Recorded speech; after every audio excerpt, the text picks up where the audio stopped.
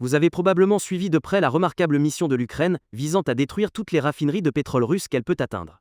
Mais saviez-vous que l'Ukraine a récemment lancé une deuxième campagne de nature similaire, mais avec un objectif distinct, et que cette campagne soulève des questions intéressantes sur la vulnérabilité réelle de la Russie?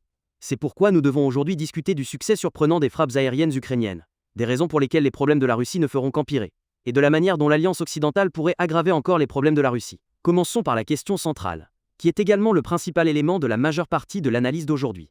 La campagne principale a commencé en août, et s'est principalement concentrée sur les raffineries de pétrole, des installations qui reçoivent du pétrole brut comme intrant, et produisent des produits tels que l'essence, le diesel et le carburant d'aviation. La campagne plus récente n'a commencé qu'après un mois, et n'est devenue vraiment sérieuse qu'en octobre. Elle a ciblé les centrales électriques russes et leurs réseaux. Il est facile de considérer que ces deux campagnes partagent la même stratégie, car elles utilisent toutes deux les mêmes types d'armes aériennes. Cependant, certaines différences subtiles nous en disent beaucoup sur la situation réelle de la Russie. L'histoire des malheurs du Kremlin commence par l'infrastructure pétrolière et gazière. Je dois noter que certaines de ces attaques visaient spécifiquement les gazoducs vers l'Europe. Cependant, d'après ce que nous savons, l'Ukraine s'est récemment détournée de ses objectifs. Il est possible que l'Ukraine ait réalisé qu'ils n'étaient pas réellement efficaces pour causer des dommages à long terme.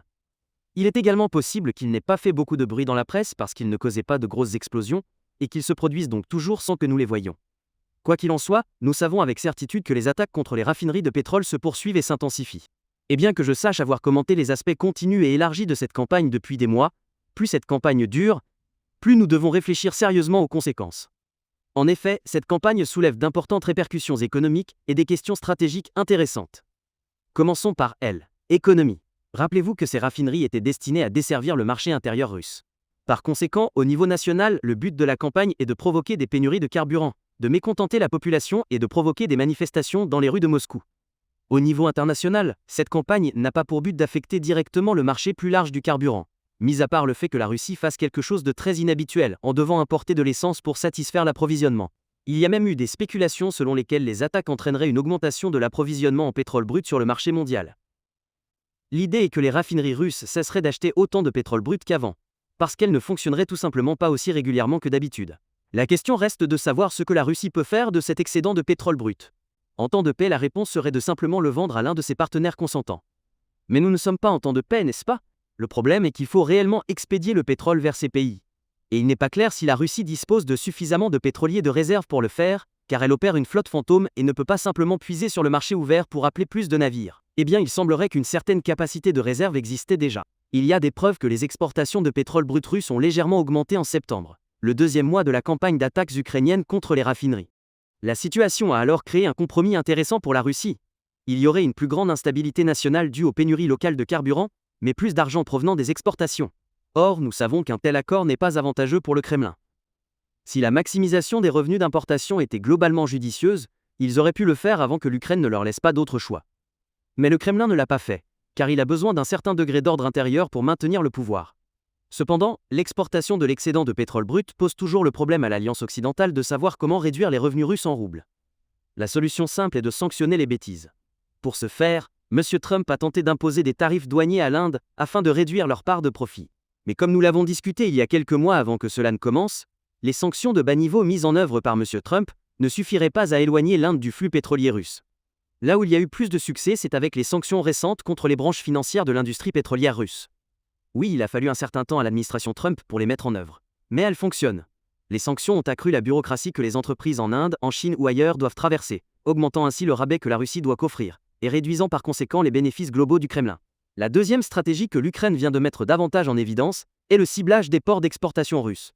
Le pétrole brut qui quitte le pays doit être exporté. Si vous bombardez les terminaux portuaires où cette activité a normalement lieu, ce que fait l'Ukraine, le pétrole brut commencera à s'accumuler en Russie. Cela se produit principalement le long de la mer Noire et de la mer Baltique. Bien sûr, la mer Noire est plus vulnérable au bombardement car elle est plus proche. Cela laisse la mer Baltique, et la prochaine grande étape que l'Europe pourrait franchir. Il y a un goulet d'étranglement ici, les détroits danois, qui relient la mer Baltique à la mer du Nord, et donc au reste du monde. Si l'Europe le voulait vraiment, elle pourrait empêcher tous les cargaisons de pétrole russe de passer par là.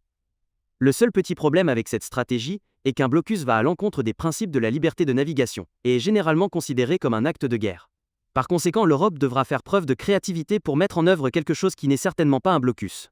Il y a une voie légale ici qui ne consiste pas simplement à essayer de tordre des termes juridiques pour éviter de nommer directement la Russie. Tout navire traversant les détroits représente une responsabilité légale pour les autres navires et les infrastructures à proximité.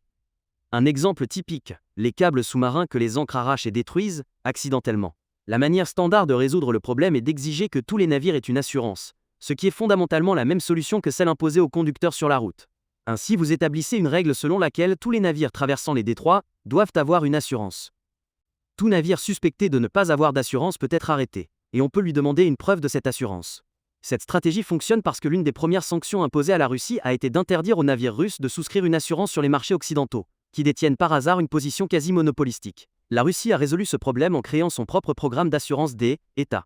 Par conséquent, l'Europe pourrait décréter qu'elle ne fait pas confiance à l'assurance russe, et donc interdire à tout navire de passer, sans par exemple, un dépôt de garantie très important.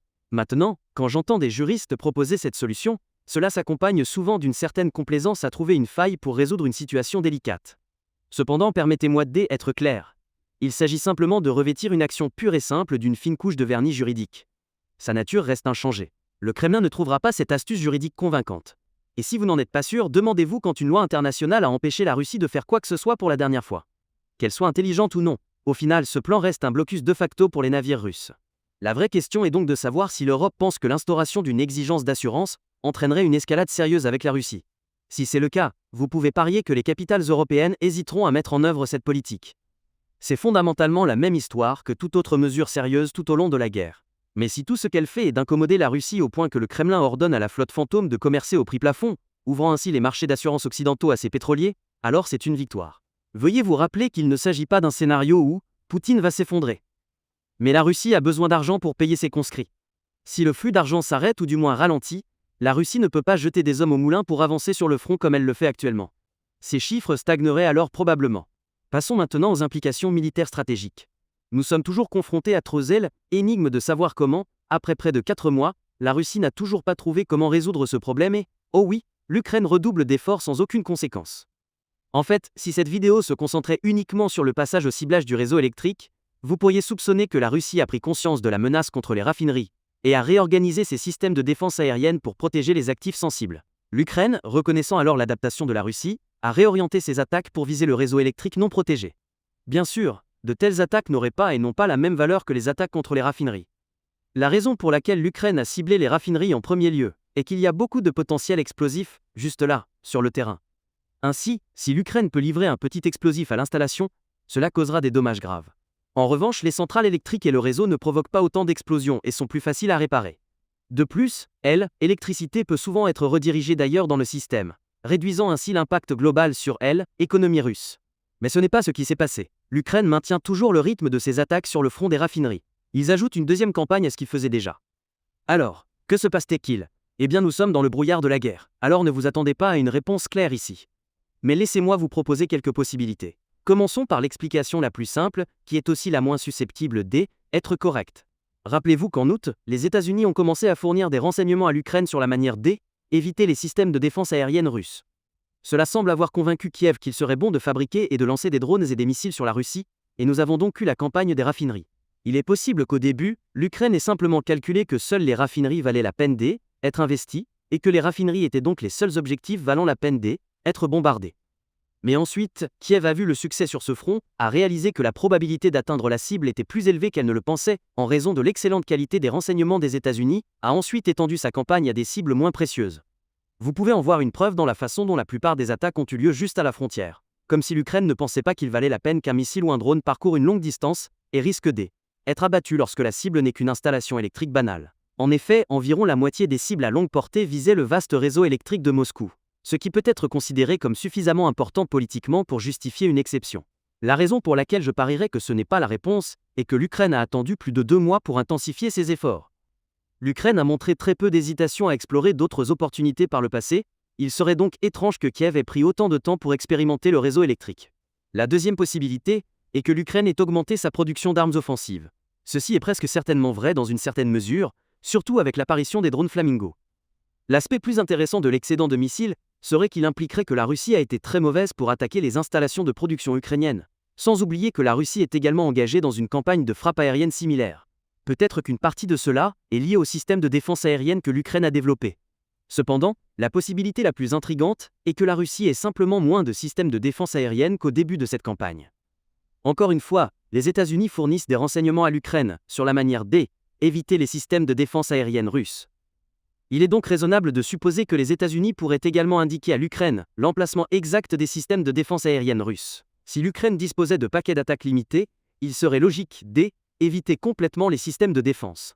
Pourquoi se battre à travers les fortifications quand on peut passer par la porte de derrière? Imaginez cependant que vous vous retrouviez soudainement avec beaucoup de bombes. Alors vous voudriez probablement passer à la recherche active de systèmes de défense aérienne. Bien sûr, vous perdriez une grande partie de vos missiles et drones face à ces systèmes de défense. Vous leur facilitez énormément la tâche en attaquant de front. Mais l'avantage pour l'Ukraine est qu'agir ainsi préviendrait la possibilité que les États-Unis retirent un jour leur soutien. En attendant, cela réduit également les échecs futurs de la campagne principale, chaque fois que les renseignements des États-Unis sont inexacts. Pour l'Alliance occidentale, cela affaiblit directement les types de défense dont la Russie aurait besoin en cas de conflit plus large. Cela empêche également la Russie d'envoyer des systèmes de défense aérienne vers, par exemple, le Venezuela, malgré les suggestions contraires d'un législateur russe. Malheureusement, il est très difficile de tirer une conclusion définitive ici, car nous ne recevons pas de retour public de qualité similaire sur le ciblage des systèmes de défense aérienne que nous recevons pour d'autres types d'attaques. Nous avons de très bonnes données sur les attaques contre les raffineries russes, parce que les explosions sont très importantes, et les citoyens russes ordinaires sont très heureux de fournir à l'Occident des évaluations des dégâts en postant des vidéos sur Telegram. Je crois que cette carte est presque exhaustive, voire totalement exhaustive. Nous avons une assez bonne idée des attaques contre le réseau électrique, car elles provoquent également des explosions et coupent également, l'électricité dans certaines parties de la Russie, bien que je ne sois pas sûr que cela représente l'ensemble des attaques contre le réseau. Dans tous les cas, obtenir de bonnes données sur les attaques contre les systèmes de défense aérienne russes est un vœu pieux. Les explosions sont petites et les systèmes de défense aérienne peuvent être au milieu de nulle part. Bien sûr, nous recevons des rapports incohérents sur la destruction de certains systèmes par l'Ukraine. Mais il est très difficile d'analyser si cela se produit de manière ponctuelle, ou si cela fait partie d'une stratégie plus large mais largement inobservée. Cependant, il n'y a pas de question philosophique ici. Si une unité de défense aérienne est attaquée, mais que personne n'est là pour la poster sur Telegram, l'unité de défense aérienne est-elle vraiment attaquée? Oui, absolument, je vous l'assure, car elle ne sera pas là demain pour défendre contre la prochaine vague. Et je ne voudrais rien de plus que de pouvoir toutes les tracer sur une carte. Oubliez les lignes, nous utiliserons des X maintenant. Mais nous ne savons tout simplement pas ce qui se passe avec les systèmes de défense aérienne ici.